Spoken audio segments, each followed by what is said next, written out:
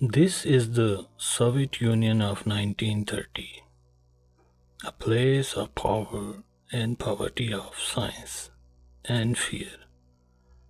The revolution is over, but the war inside people's heart still burns. In the middle of the harsh winter, a dog walks the streets, alone, hungry. He has no name, no home, no hope. This is where the story begins. He is beaten by cooks, chased away by gods, burned by boiling water. Every day is pain, every night is cold. But one evening, something changes. A man walks by, not with a stick, but with kindness. He gives meat to the dog. He speaks soft words. He calls him Sharik. For the first time, the dog feels warm, but not just in his fur, but in his soul. The man is Professor Preobrazhensky, a famous surgeon. Rich, brilliant. He doesn't just heal bodies, he wants to change life itself.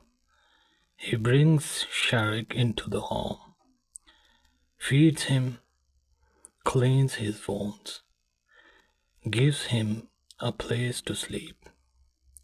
But the professor has a secret plan, an experiment that will shake the world.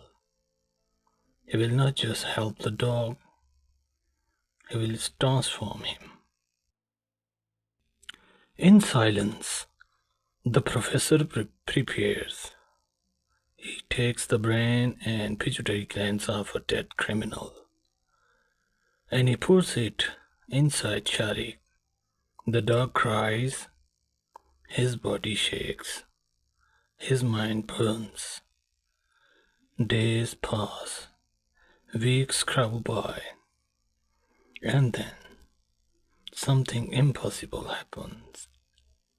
The dog begins to speak. The dog becomes a man. But this new man is not kind. He is rude, dirty, violent. His name becomes Polygraph Polygrafovich. He fights with neighbors, destroys the professor's peace, demands power, joins communist meetings. The professor looks at his creation and sees not a miracle but a monster. The dog had a heart, the man has none. The professor begins to understand. You can change the body but not the soul. You can create a human shape but not a human heart.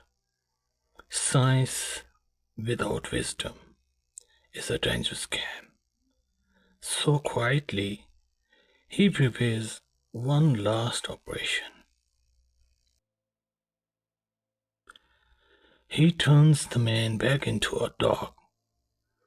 No more shouting, no more fear, just silence. Sharik sleeps on the road. The professor sits beside him, both tired, both changed, and the house is quiet again. Heart of a Dog is not just a story, it is a warning, a question to all of us. Can you make a man with only science, without memory, without love, without soul? Or will you only make another beast? Mikhail Bulgakov's story reminds us the real heart. The real heart is not just made in a lab. It is born. It is born in kindness.